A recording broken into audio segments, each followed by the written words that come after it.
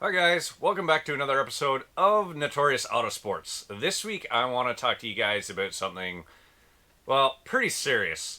It plagues, I would say, tens of thousands of men and women in North America between the ages of 17 and 75. It is a really, really big deal, can have a huge impact on your life, your mental clarity, quality of life, and it's just something that so many of us go through. Today, I want to talk about post project depression.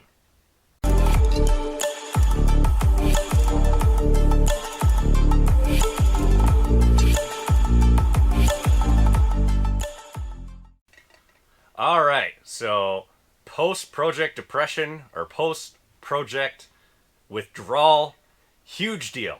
I know tons of you go through it. So, how can you combat this? First of all, I'm going to go over what is post project withdrawal. So, you've spent, say, the last 6, 8 months, in this case, well, here's an example. This isn't completed, but Mustang project. So, you've been working on your Mustang, doing those floor pans, putting on that set of cylinder heads, top end kit and cam, that new suspension setup, something along those lines. You get that all finished up.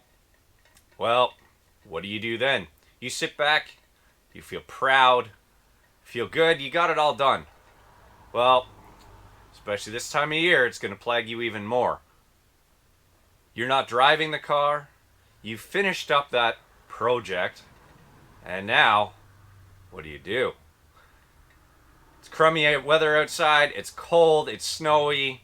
You want to work in the garage and kind of tinker because that's your passion, or at least mine, and you don't have anything to work on. So, how can you combat this? There's a couple ways you can go about it. So, you can either jump into the next part of your build, but if your build is completed, well, then you got to find something else to work on. So, rather than going out in a panic, trying to find something else to work on, there's a couple simple processes you can go through.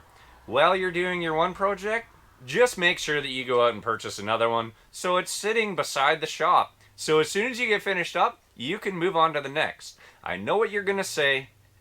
A lot of spouses aren't going to like this, having another project around.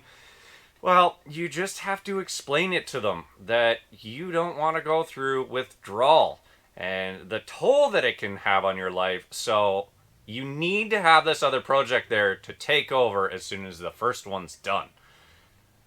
Some partners and spouses, however you may want to word that, again, may still be a little resistant. So, if you go out, I know what some of you are going to say, go out, get that project.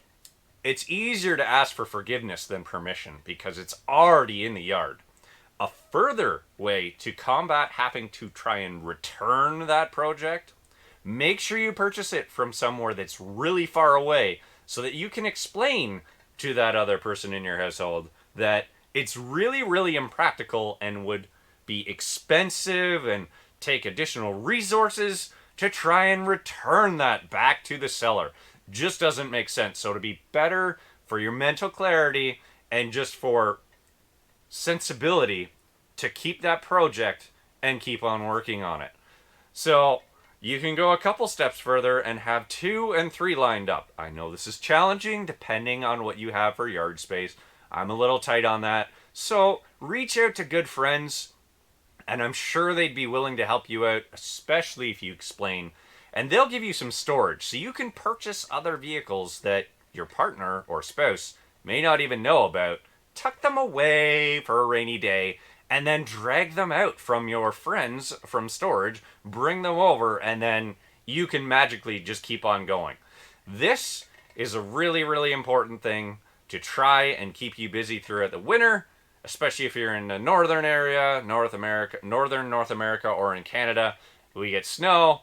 It's really crummy outside. You want to be able to keep going in the shop on the project. So just make sure you've got multiple lined up. It'll keep things sharp up here, and everybody will be happy. Well, you'll be happy. So I hope you guys appreciate this. Again, we're coming up on New Year, so Happy New Year. I hope you guys keep on going on all your projects and can maybe take something away from today's little bit. But in all honesty, guys, I really do hope that things are going well for you. I hope to see lots of comments and tags on the Instagram page, Notorious Autosports, and also on the YouTube videos, what you guys have got going on. Let me know what you're doing to keep busy throughout the winter. Keeping active, keeping sharp in the shop. Doesn't have to necessarily be Mustang related. If you guys have something else going on in the shop that you're proud of, by all means, throw that up. I'd be really, really interested to see what you're doing. Any kind of fab projects, welding projects, all that kind of stuff interests me. And honestly, like, I am huge into the Mustangs, but I have an appreciation for people's other projects that interest them. When you go to a car show, okay, I really like Mustangs, as I said, but if you've got an old Chevy there and you've put your heart and soul into that, I really appreciate that in the day, because that's your passion. So hope you guys have a safe and happy New Year, and we will catch up with you real soon on some up and coming videos. And I really, really want to try and get some Project Zero progress happening here. I'll catch you guys next week. Be sure to stay tuned. Please like and comment on these videos. And if you haven't subscribed yet, please consider doing so. I'd really like to try and grow the channel some more. And it all comes down to you guys helping me out. So thank you very much, and take care.